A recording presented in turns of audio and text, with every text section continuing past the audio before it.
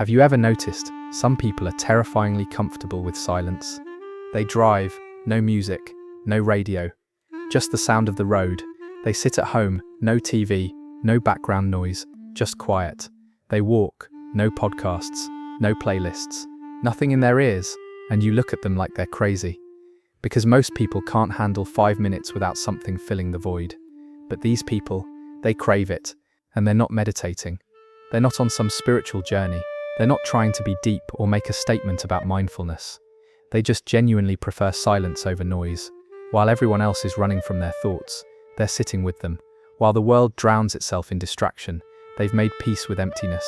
And there's a psychology behind why some people find comfort in the one thing everyone else fears most. You know them, the person who gets in the car and doesn't immediately reach for the radio, who sits in a coffee shop without headphones, who can be alone in a room without filling it with noise. They're not uncomfortable, not anxious, not waiting for something to start. They're just there. And when you ask if they want music on, they say, "I'm good." Not rudely, not pretentiously, just genuinely content with quiet. The world is loud, relentlessly, oppressively loud. Music in every store, TVs in every waiting room, podcasts, playlists, notifications, background noise designed to keep you from ever being alone with your thoughts. And most people need that. Silence feels empty, uncomfortable, wrong. But for some people, silence isn't empty, it's full of thoughts they can finally hear, space they can finally breathe in, clarity they can't find anywhere else. Some of them grew up in chaos, loud houses, yelling parents, siblings fighting, TVs always on, noise that never stopped. They learnt early, silence is rare, and when you find it, you protect it. As soon as they could, they found quiet spaces, a bedroom with the door closed, a walk alone, anywhere the noise couldn't reach. Not because they hated people, because they needed balance. The world took so much, silence gave back. Others had the opposite experience, grew up in quiet homes, where you could hear yourself think, where dinner conversations happened without a TV competing, where silence wasn't awkward, it was normal. They never learnt to fear it, so when the world got louder, they didn't follow, they kept the quiet they'd always known, and some discovered it later. Maybe after years of constant noise, music, podcasts, videos, always something playing. And one day, by accident or intention, they turned it all off. And they realized, I can think again. That's when the preference began. Not because silence is superior, because it's necessary. For them, noise isn't neutral, it's draining. Every song, every voice, every sound is input they have to process. And silence is the only place they can rest. I remember the first time someone asked me, "How can you just sit in silence?" Like it was torture, like I was enduring something. But I wasn't enduring anything, I was enjoying it. I'd just driven home from work, 25 minutes, no music, no podcast, just the sound of the road and my own thoughts. And when I got home I felt clear, calm, like I'd processed the day instead of distracting myself from it. But to them, that sounded insane. Don't you get bored? No, I get present. When there's no noise, I notice things, the way light hits the dashboard, the rhythm of my breathing, thoughts I didn't know I was having. Silence isn't empty, it's the opposite. It's where my mind finally has room to stretch out, to connect dots, to process feelings I've been too distracted to feel. People fill silence because they're afraid of what they'll find there.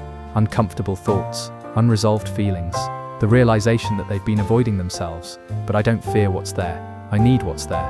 Psychologists have studied people who prefer silence extensively. They call it low stimulation preference or high internal focus orientation.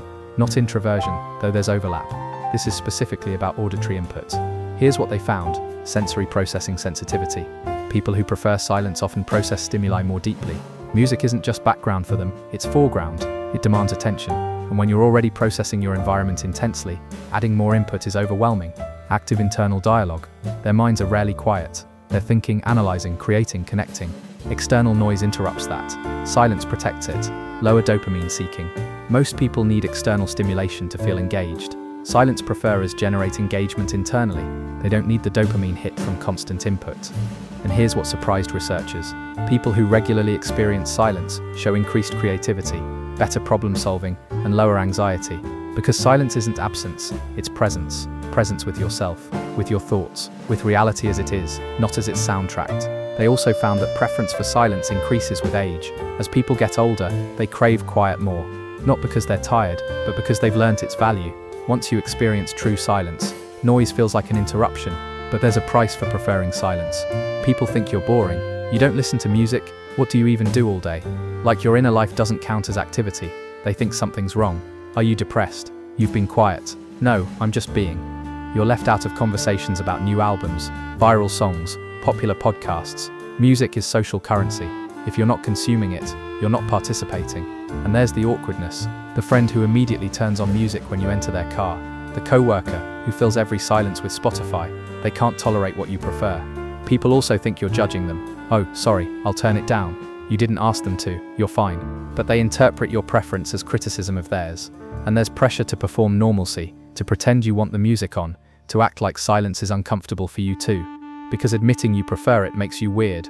People who prefer silence are often seen as boring, antisocial, or depressed. But here's what they actually are: comfortable with themselves. They don't need external noise to avoid their own thoughts. They're at peace with their inner world, highly present. Without constant auditory input, they notice more. The world around them, the people they're with, details others miss. Emotionally regulated.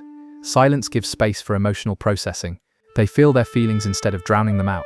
Creatively generative. The best ideas don't come during noise, they come during quiet. These people give their minds space to create. And here's the strength most people overlook.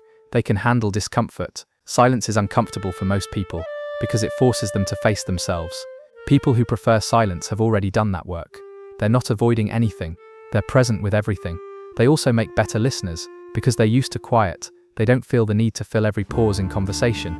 They can sit with silence between words, and let meaning settle. That's rare, and valuable. To be clear, this isn't about never listening to music or hating all sound. It's about not needing constant noise. People who prefer silence still enjoy music when they choose it intentionally, when it adds something, when it matches a mood or moment. The difference is intention versus default. Most people default to noise. Silence is the exception. For silence preferers, silence is the default, noise is the exception.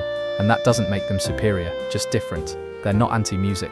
They're not judging people who need background noise. They're just protecting what they need. And what they need is space.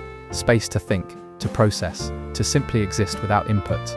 The modern world is designed to prevent silence. Algorithms want your attention. Platforms want your ears.